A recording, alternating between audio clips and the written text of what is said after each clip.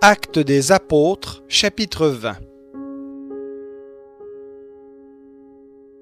Lorsque le tumulte eut cessé, Paul fit venir les disciples et, après les avoir exhortés, prit congé d'eux et partit pour aller en Macédoine.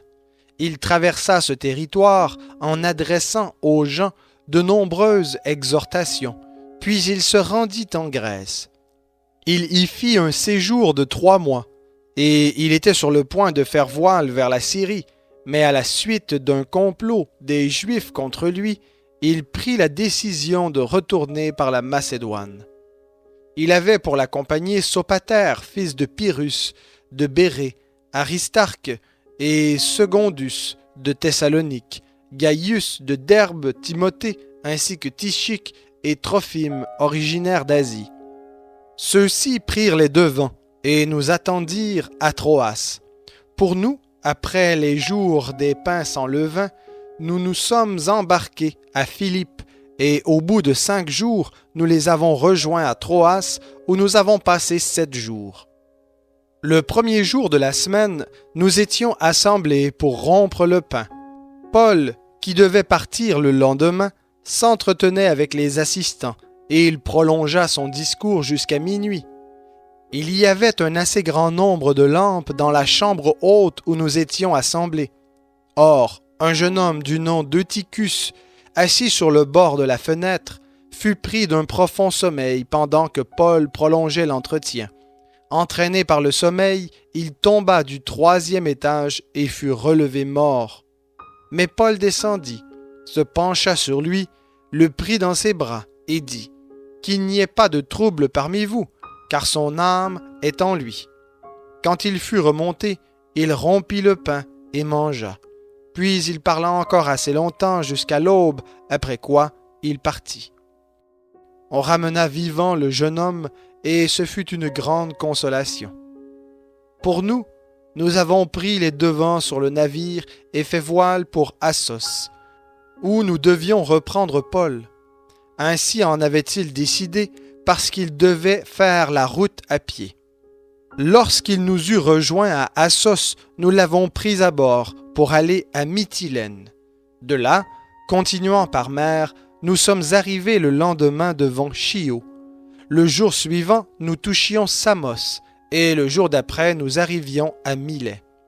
Paul avait, en effet, résolu de passer au large d'Éphèse afin de ne pas perdre de temps en Asie, car il se hâtait pour être à Jérusalem si cela lui était possible, le jour de la Pentecôte.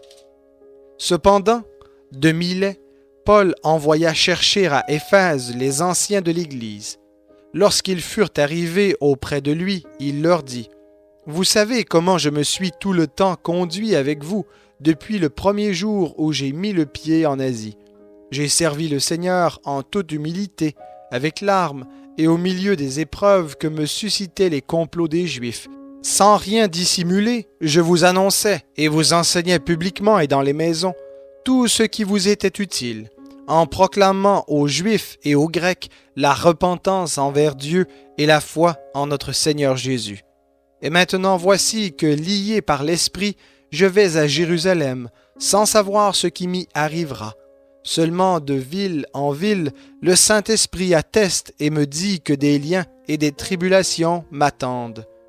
Mais je ne fais aucun cas de ma vie, comme si elle m'était précieuse, pourvu que j'accomplisse avec joie ma course et le ministère que j'ai reçu du Seigneur Jésus, rendre témoignage à la bonne nouvelle de la grâce de Dieu. Et maintenant voici, je sais que vous ne verrez plus mon visage, vous tous au milieu de qui j'ai passé en prêchant le royaume de Dieu. C'est pourquoi je l'atteste aujourd'hui, je suis pur du sang de vous tous, car sans rien dissimuler, je vous ai annoncé tout le dessein de Dieu. Prenez donc garde à vous-même et à tout le troupeau au sein duquel le Saint-Esprit vous a établi évêque pour faire paître l'Église de Dieu qu'il s'est acquise par son propre sang.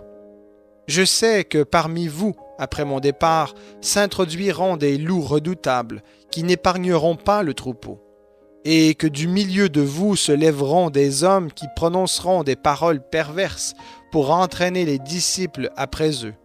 Veillez donc, en vous souvenant que pendant 3 ans, je n'ai cessé nuit et jour d'avertir avec larmes chacun de vous. Et maintenant, je vous confie à Dieu et à la parole de sa grâce, qui a la puissance d'édifier et de donner l'héritage parmi tous ceux qui sont sanctifiés.